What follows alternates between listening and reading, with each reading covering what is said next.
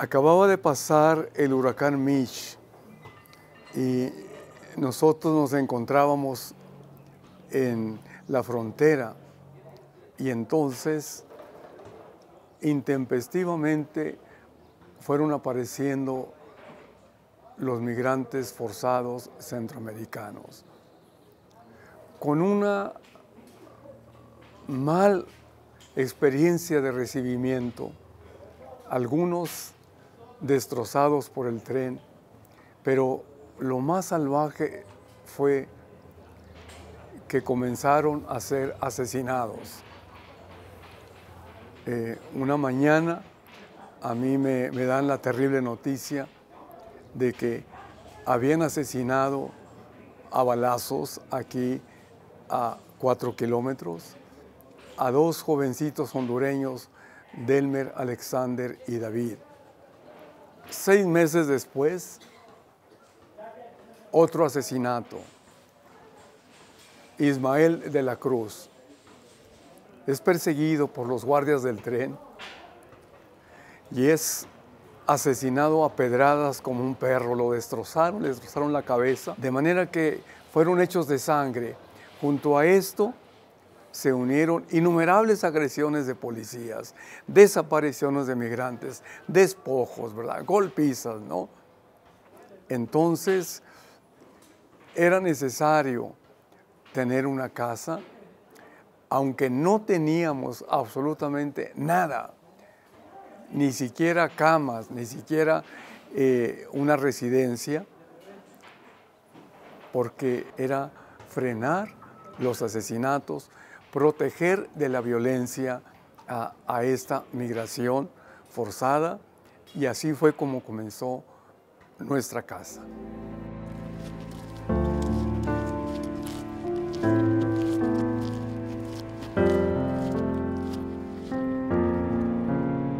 Nunca, de los nunca, quisimos hacer aparecer esta experiencia como una casita de asistencia social, como decir nada más, hacer una obra de simple caridad, vengan, coman y váyanse, de ninguna manera. Aquí vamos a abarcar con una profunda visión todas las vertientes de la migración, de manera que vamos a comprender el fenómeno migratorio en toda su extensión, la dimensión política, la dimensión jurídica, la dimensión religiosa, la dimensión médica, la dimensión psicológica también, ¿verdad? La dimensión pastoral. Y creo que hemos sido fieles a esa misión.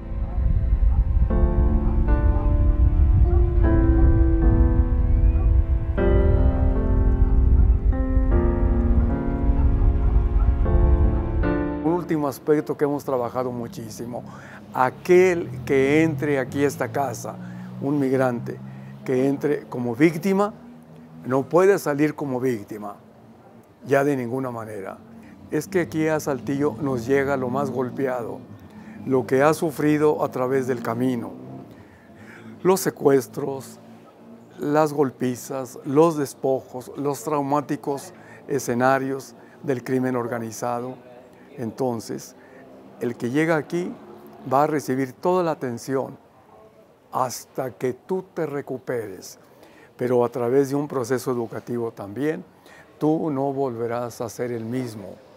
El que llegó destrozado en su dignidad, el que llegó apaleado en sus valores más profundos, tú saldrás con conciencia de ser un nuevo actor social histórico, porque te vas a seguir enfrentando a la continuación de muchos despojos, ¿verdad?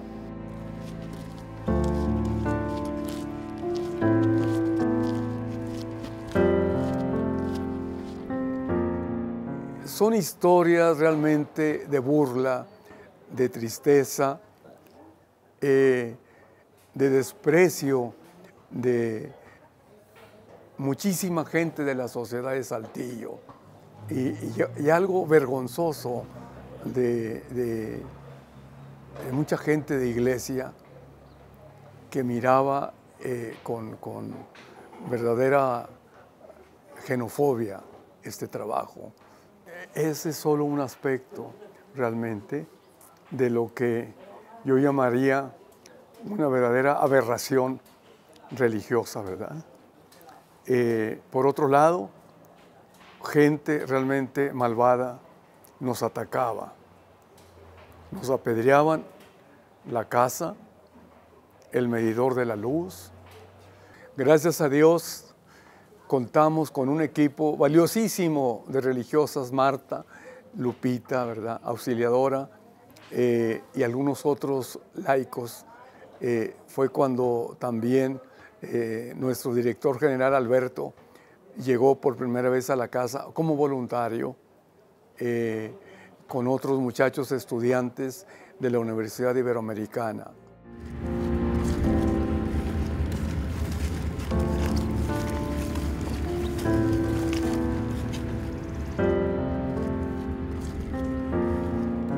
Yo tenía antecedentes de no aceptación en la sociedad de Saltillo por el compromiso social, sobre todo pues con gente empresarial. Había participado en el año del 74 en una huelga gigantesca, la huelga de Cinza y Sifunza, que tuvo un impacto muy grande en todo el norte, de manera que ese trasfondo de rechazo a mi persona seguía de alguna manera alimentando el rechazo al proyecto, ¿verdad?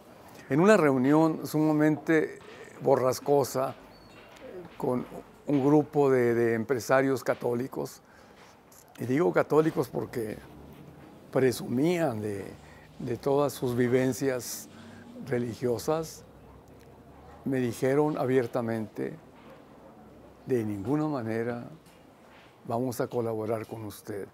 Los migrantes no tienen categoría social, ni pueden ser sujeto social de una asociación civil, ¿no? Son gente invasora y violadora del Estado. Pues yo le digo a los empresarios, bueno, todos ustedes son creyentes, sí, claro. Todos ustedes son verdaderos cristianos, religiosos. Pues yo les voy a contestar en una forma realmente agresiva, recordando el capítulo 12 del libro del Génesis, cuando Yahvé llama a Abraham para ser migrante y le dice: vas a ir a formar pueblos nuevos, itinerante. Bendeciré a los que te bendigan y maldeciré a los que te maldigan. Señores empresarios, están malditos. Les dejo una maldición.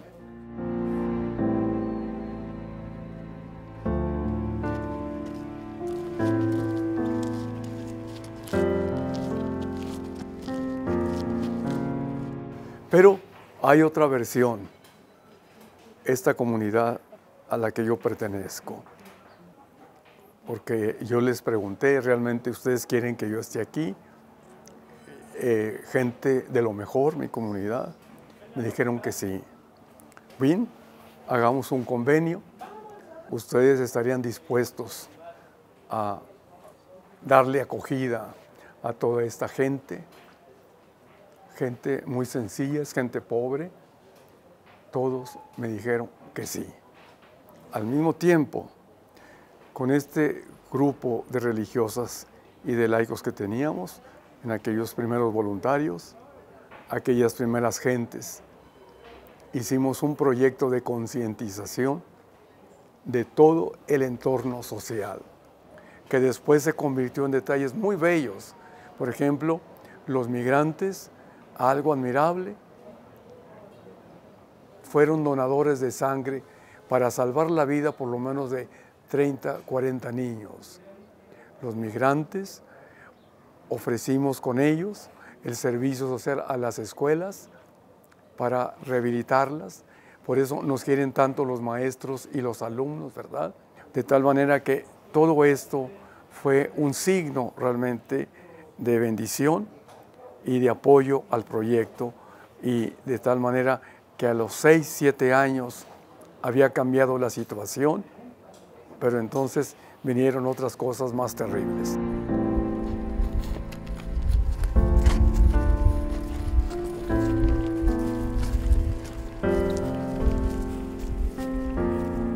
Cuando entramos a esta casa, era un desastre de construcción.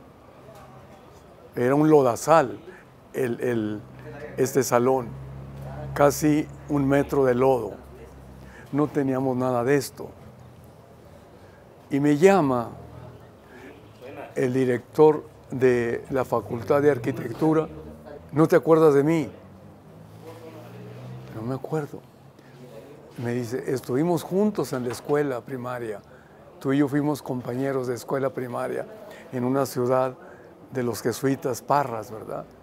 Me dice, soy director de la Facultad de Arquitectura. Con mis alumnos y con el fondo de la facultad, nosotros te vamos a reconstruir esa casa. Fue el principio y empezaron a aparecer, bueno, ya estaba el apoyo de la comunidad, por supuesto, ¿no? Empezó a aparecer la gente buena, la gente consciente. Les llamó la atención el conjunto de ataques y ellos hicieron al revés.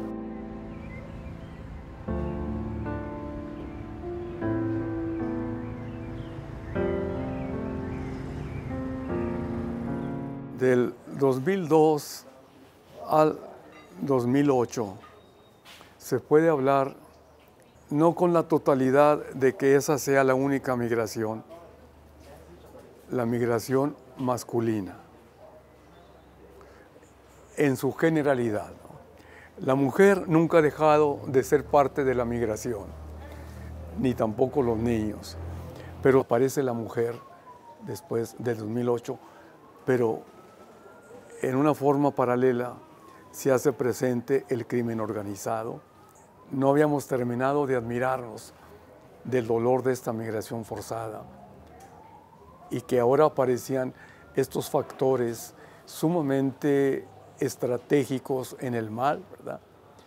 Nosotros siempre hemos catalogado el crimen organizado como la empresa más perfecta de lo que puede ser una estructura a todos los niveles, el capitalismo criminal.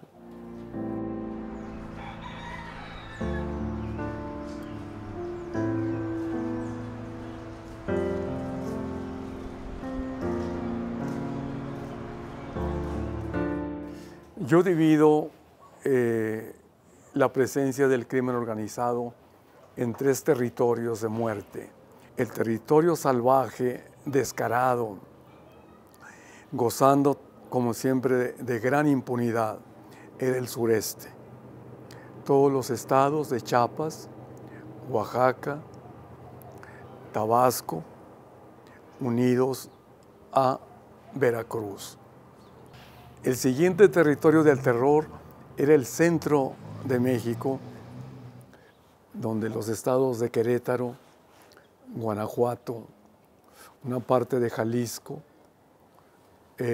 y parte de San Luis Potosí, se fue multiplicando el camino de la delincuencia organizada, ¿no?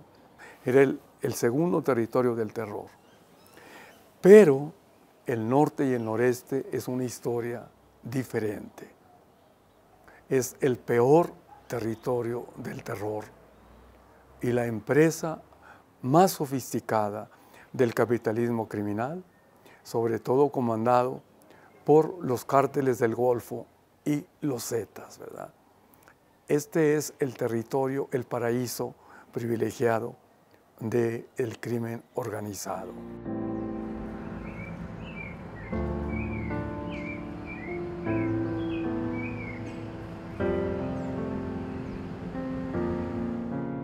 Este crimen organizado es perfecto.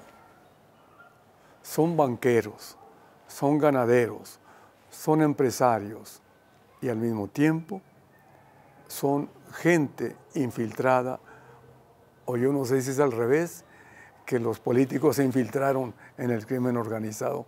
Yo no sé realmente cuál es el flujo hacia allá o hacia acá, pero nosotros podemos descubrir que ciertamente los políticos de clase alta, en el sentido de representar puestos públicos como gobernadores, como alcaldes, que abonaban muchísimo la vida de la sociedad a todos los niveles, la música, los bancos, la ayuda social, ¿verdad?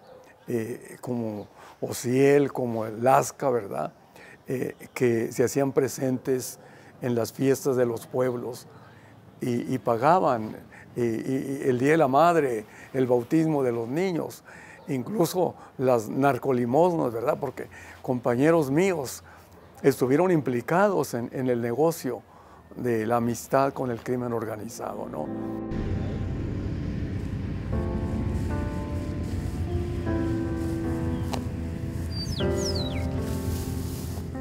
Allá por el 2009 me secuestraron a 5 migrantes, entre ellas 2 mujeres, en una ciudad aquí del estado de Coahuila, Sabinas.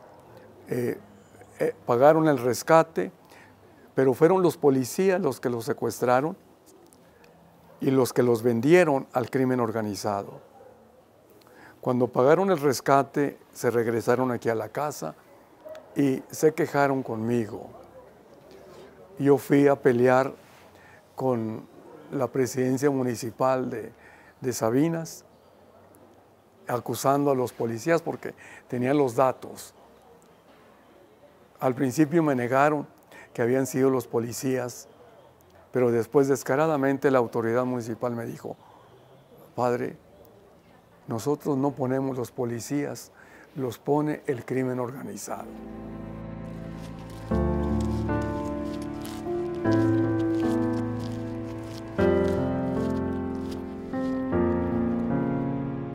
Para el 2009 habíamos registrado 9,700 secuestros realizados por el crimen organizado, con una ganancia de 25 millones de dólares. Cuando le llevamos al presidente Calderón el informe Bienvenidos al infierno del secuestro, con 9,700, y nos dijeron a través de un representante, y esto fue lo que aumentó más nuestra indignación, pero nuestra capacidad de lucha: 9,700 secuestros es muy poco para que el Estado pueda hacer algo por los migrantes. Tráigame más. Ustedes han de ver la respuesta nuestra mexicana, ahí mismo a la autoridad. 24 de agosto de 2010, la masacre de los 72. Y a través de nuestros miembros del colectivo se le llamó a ese ministro exactamente diciéndole: ¿quiere más?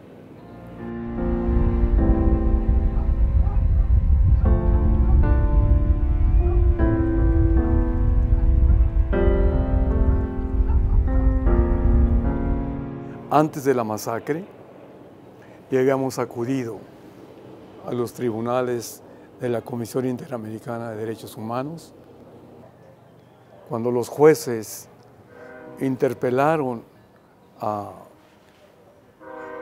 gobierno mexicano, representado por Relaciones Exteriores, por Migración, por Gobernación, por la PGR. ¿Qué responden ustedes ante el reclamo de los migrantes? Dijeron ellos: no venimos preparados para responder.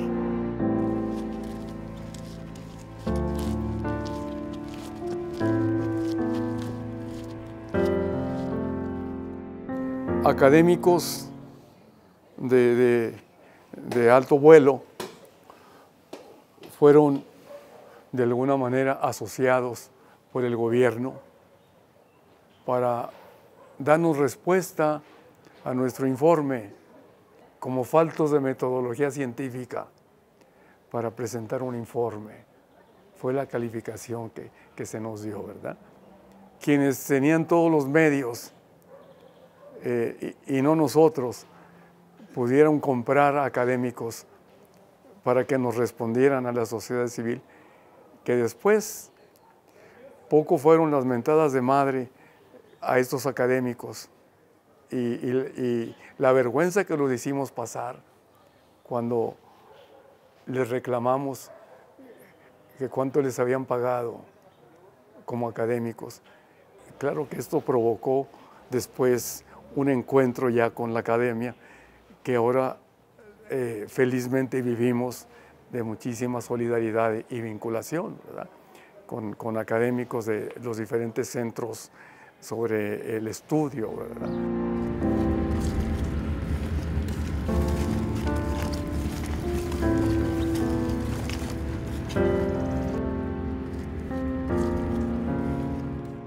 Desde el 73 existía la Ley General de Población. Era una ley territorial represiva, sobre todo criminalizadora. El migrante aparecía en los artículos centrales como delincuente, como ilegal, como amenaza. Y con el periodo del 2000, el presidente Fox, ¿verdad?, hubo otros operativos, la operación Sellamiento y otras operaciones que fueron cerrando las fronteras, frontera segura, ¿verdad? Y donde se pensaba que pudiera abrirse luchando por una nueva legislación. En el 2011, el desastre del gobierno de Calderón fue el aumento de las desapariciones por su maldita guerra contra el crimen organizado. Sin ninguna estrategia, sin ninguna preparación, sin ningún conocimiento de lo que es la violencia y de lo que es la maldad y lo perfecto del crimen organizado, se desató la guerra que nos hizo quedar en el centro de la violencia criminal. La estupidez de este presidente de alguna manera se quiso disfrazar con el final en el 2011 de la nueva ley de migración. Ya demasiado apresurada, oportunista, sin la existencia del reglamento, Calderón avienta la ley porque no deja de tener los elementos de criminalización, no deja de tener los elementos de la securitización, ¿verdad? Y no deja de seguir considerando al migrante totalmente impedido para un tránsito y una acogida histórica en el país. Y el noreste se convierte en la tierra precisamente de estas tragedias humanitarias, ¿verdad? La masacre de los 72, 2010, la masacre de Tamaulipas II, 2011, donde encontramos 193 cadáveres sumamente masacrados por el crimen organizado. Los cadáveres están con el cráneo destrozado, porque antes de matarlos, los hicieron pelear con mazos, entre ellos hasta darse muerte. 2012, la masacre de Cadereyta, los 49 torsos, donde el crimen organizado de alguna manera dice, bueno, pues ahí les va otro paquete para que se den cuenta de nuestro poder, para seguir engendrando el miedo, sin pies, sin cabeza, sin piernas, los torsos realmente destrozados. Nos unimos, incluso empezamos a trabajar el retorno de los cadáveres y exigiendo una ley de víctimas, que por fin se da a finales del 2014.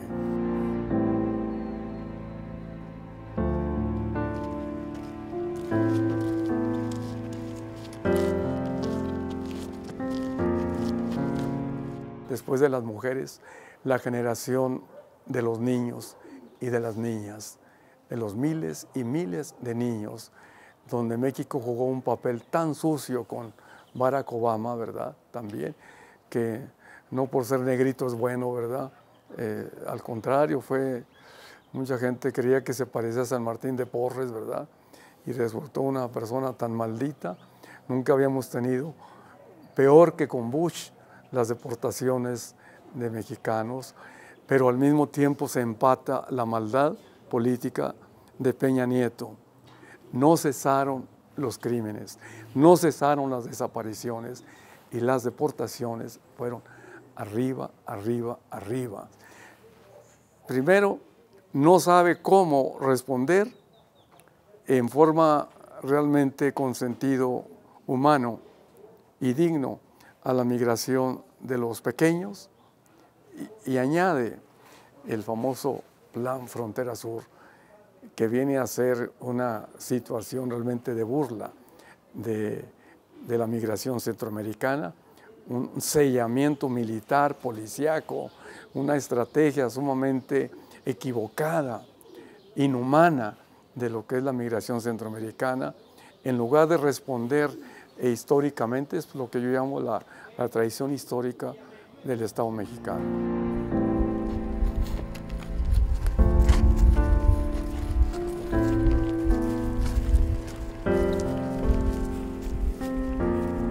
Son una coalición, tanto Estados Unidos como México. México en forma servil, esclavista, de sometimiento y haciendo el trabajo sucio. Cuando Salinas de Gortari en el 94 realiza el Tratado de Libre Comercio, alentado por la visión también norteamericana de prosperidad y seguridad, con el engaño, que no sé por qué se lo tragaban. Si tú me detienes a esa caravana hambrienta, yo te dejo pasar a tus mexicanos. Pero se estaba dando algo terrible para la misma migración mexicana. Ante los ojos descarados del Estado mexicano, Estados Unidos seguía construyendo el muro. Qué triste que precisamente en el 94 al 2006 es cuando se da el mayor éxodo mexicano de la migración laboral, donde más de 4,000 migrantes mexicanos murieron por la preferencia maldita del Departamento de Justicia de Estados Unidos. ¿Para qué perseguimos migrantes? Déjenlos pasar.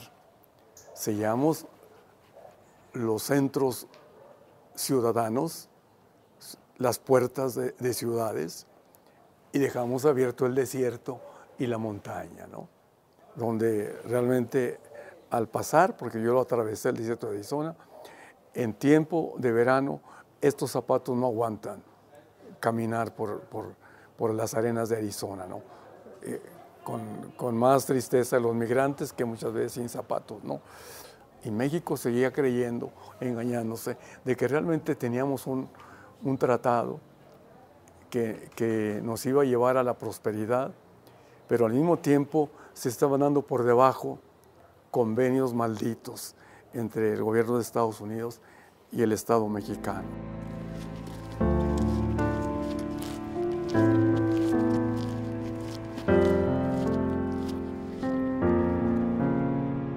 Ellos se dieron cuenta, los migrantes, de que estábamos al mismo nivel de víctimas.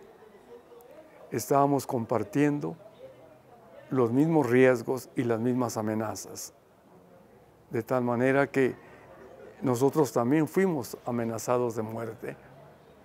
Y esto nos asociaba en una vinculación profunda con los migrantes, y a través de por lo menos 70 organizaciones que formamos colectivos como el COMPA, como el CODEMIRE, como el Foro Migraciones, pudimos llegar a una plenitud de la incidencia política cuando hace 2 años se trabajó el Plan Nacional de Desarrollo y logramos que Migración, Desarrollo y Derechos Humanos fuera la línea transversal de todos los proyectos gubernamentales.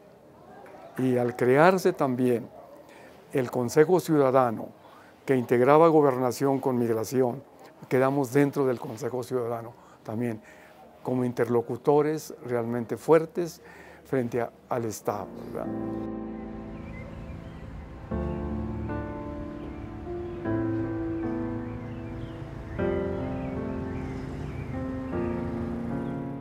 Decía Juanita, una hondureña que se acaba de ir, yo solamente vendía en una cajita de madera cigarros y dulces.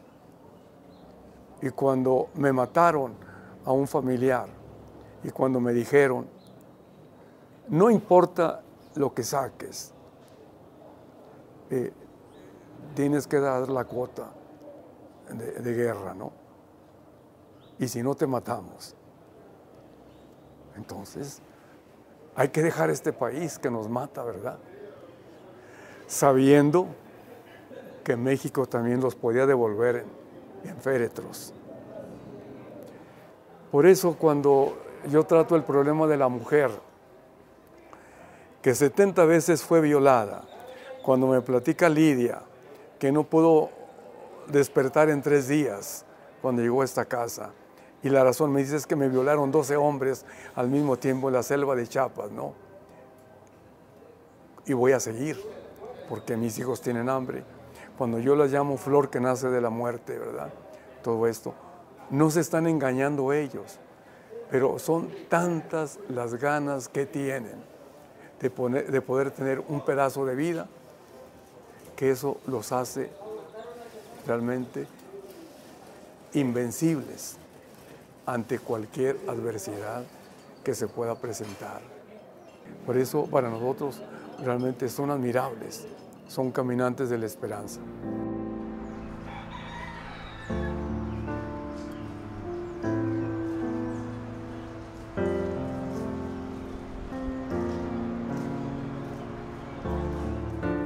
Habíamos descubierto que siempre en esta sociedad donde hay opresores y oprimidos, donde hay víctimas y victimarios, los migrantes estaban en el nivel más extremo de vulnerabilidad. Siempre les he dicho, la única imagen que yo venero de Cristo son ustedes. Ustedes son las víctimas. Ustedes son realmente el Cristo histórico, el despedazado, el crucificado, el que realmente para engendrar una historia de liberación tuvo que atravesar el extremo del sufrimiento y enfrentarse a la muerte y a la injusticia. Es lo que ustedes están haciendo. Ustedes, al generar esta revolución, esta rebelión social silenciosa del oprimido hacia un mundo nuevo donde no haya oprimidos, ustedes están haciendo lo mismo. Ustedes son los crucificados de la historia. Ahora la historia se inscribe a partir de ustedes en el mundo, ¿no? Ustedes son la historia nueva. Ustedes son la histórica presentación nueva de la liberación de un Cristo realmente comprometido, ¿verdad?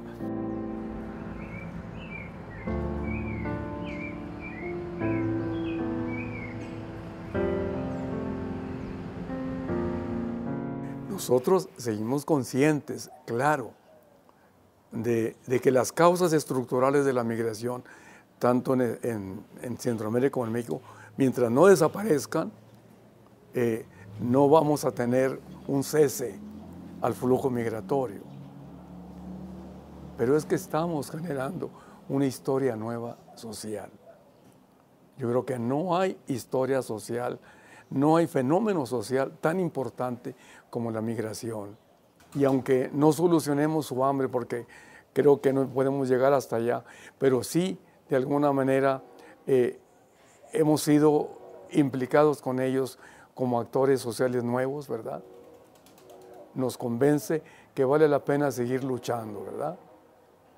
Como dijo la pulga revolucionaria aquella, cuando querían detener el tren, no vas a poderlo detener, le dijeron. ¿Cómo no? Pero sí puedo llenar de ronchas al maquinista, ¿verdad? Y eso hará detener el tren.